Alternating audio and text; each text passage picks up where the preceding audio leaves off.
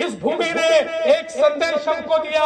उस समय हमारे मराठों को मदद करने के लिए देश के अन्य राजा भी आ जाते तो शायद अब्दाली यहाँ से पराजित होकर चला जाता। आज हमारे भारत में पानीपत की लड़ाई के बाद हमको यही सीखना होगा। हमको जाति, प्रांत, भाषा के भेद भुलाकर हम समूचे हिंदुस्तानी एक है। तो हमारे प्रधानमंत्री माननीय नरेंद्र मोदी जी ने जो विकसित भारत का नारा दिया है, जो स्वप्न देखा है, उस स्वप्न को हम एक कर पाएंगे। कार की भूमि है, इसीलिए इस भूमि की माटी हमारे लिए पावन है। अरे लोग कहते हैं इस युद्ध में हम हारे, ये युद्ध नहीं था, ये केवल एक मुहिम थी। हम युद्ध नहीं हारे। ऐसा कहते हैं कि there is a war and there is a battle. आप बैटल हारते हो तो हार नहीं होती है, वॉर हारते हो तो हार होती है। हम युद्ध नहीं हारे, एक मुहिम हारे।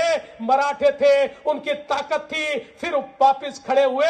हमारे माजी शिंदे ने 10 साल के अंदर यहाँ पर दिल्ली का तख्त फोड़ा और दिल्ली को जीतने का काम किया। और साथ साथ जिन्होंने हमारे इन वीरों को मारा था, उनके ऊपर हमला करके उनको भी तहस नहस करने का काम हमारे मराठों ने किया। और फिर एक बार समूचे उत्तर के ऊपर मराठों ने हिंदवी साम्राज्य की स्थापना की। ये मराठों की ताकत थी, इसलिए मराठे युद्ध नहीं हारे। वो मुहिम जरूर हारे, लेकिन उसके बाद युद्ध में अगर विजय किसी की हुई तो मराठों की विजय हुई। ये युद्ध हिंदवी साम्राज्य ने ही जीता और हिंदवी साम्राज्य को वापस प्रस्थापित करने का काम हमारे मराठों ने यहां पर किया।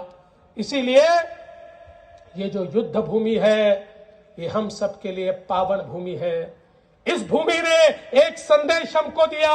उस समय हमारे मराठों को मदद करने के लिए देश के अन्य राजा भी आ जाते तो शायद अब्दाली यहां से पराजित होकर चला जाता। वैसे तो अब्दाली भले ही उस मुहिम को जीता हो, लेकिन मन से इतना पराजित हुआ कि वापस मुड़कर भारत की ओर नहीं आ पाया। यहां पर कभी उसने कदम नहीं रखा और उसके बाद भी कदम रखने की हिम्मत किसी ने नहीं की। लेकिन मैं ऐसा मानता हूं कि उस समय भी अगर हम एक होते तो सेफ होते। हम एक नहीं थे, इसलिए सेफ नहीं रहे और हमारे ऊपर इस प्रकार से अलग अलग लोगों ने राज किया, क्योंकि हम खंडित थे। आज हमारे भारत में पानीपत की लड़ाई के बाद हमको यही सीखना होगा।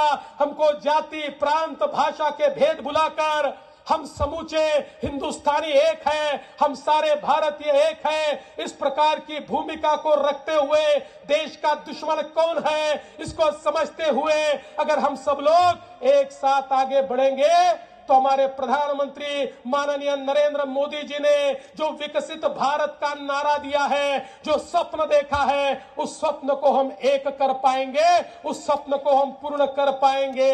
लेकिन फिर एक बार अगर हम लोग नापाक इरादों से हमारे देश में काम करने वाली ताकतें जो इस देश को खंड खंड में खंडित करना चाहती है, जन जन को विखंडित करना चाहती है, इस प्रकार की इस सारी मनसूबों को अगर हम लोग उसके सामने हार जाते हैं तो युद्ध में भी हारेंगे और हमारा देश भी खंडित होगा। अरे हमने तो सपना देखा है उस अखंड भारत का, जिस भारत में हम लोगों ने पाकिस्तान को भी देखा है और पाक ऑक्युपाइड कश्मीर को भी देखा है। ये हमारा सपना है जिसको हमें पूरा करना है, लेकिन उसको पूरा करने के लिए हम सभी को एकत्रित होना पड़ेगा। इसीलिए ये जो शौर्य स्मारक है, जो एकता का संदेश देता है, जो संदेश देता है वीरता का, जिस समाज में वीरता नहीं होती उसे गुलामी झेलनी पड़ती है। इसलिए वीरों का सम्मान करो, वीरों की पूजा करो, वीरों को यहां पर आकर वंदन करो। ये संदेश देने वाली ये पानीपत की भूमि है और मैं हमारे प्रदीप पाटिल जी और उनके साथियों का अभिनंदन करना चाहता हूं, आभार व्यक्त करना चाहता हूं।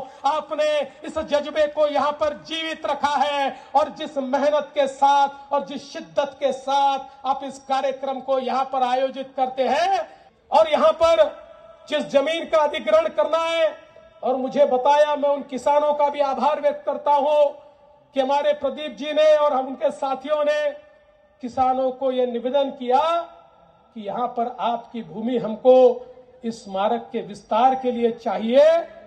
उन किसानों ने उसको हामी भरी, लेकिन उसके पैसे नहीं आ पाए। अब इसका अधिग्रहण महाराष्ट्र की सरकार पैसे देकर करेगी और हम लोग इस भूमि को लेंगे।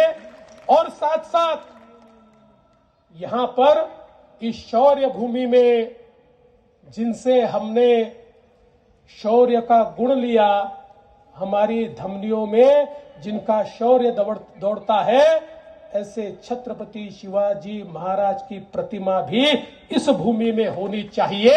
इसके लिए भी हम महाराष्ट्र सरकार की ओर से पूर्ण रूप से उसके लिए जो भी करना पड़े वो करेंगे।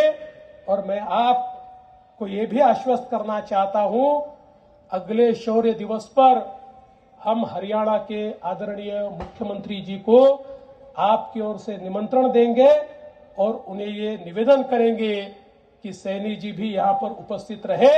और मुझे विश्वास है कि हम उनको जब निवेदन करेंगे तो अगले कार्यक्रम में वो भी यहां पर उपस्थित होंगे, क्योंकि जो हमारा हिंदवी स्वराज्य था, जो हमारे मराठों का ये राज्य था, ये राज्य केवल मराठियों का राज्य नहीं था, ये समूचे हिंदुस्तान में बसने वाले एक एक व्यक्ति का हिंदवी स्वराज्य था। इसीलिए जो हिंदवी स्वराज्य को मानते, जो छत्रपति शिवाजी महाराज को मानते हैं, ऐसा हर व्यक्ति यहाँ पर आने के लिए लालयित ही होगा। इसलिए मैं आपको आश्वस्त करता हूं कि निश्चित रूप से हम यहाँ पर उनको निमंत्रित करेंगे। और आज आपका बहुत बहुत आभार व्यक्त करता हूं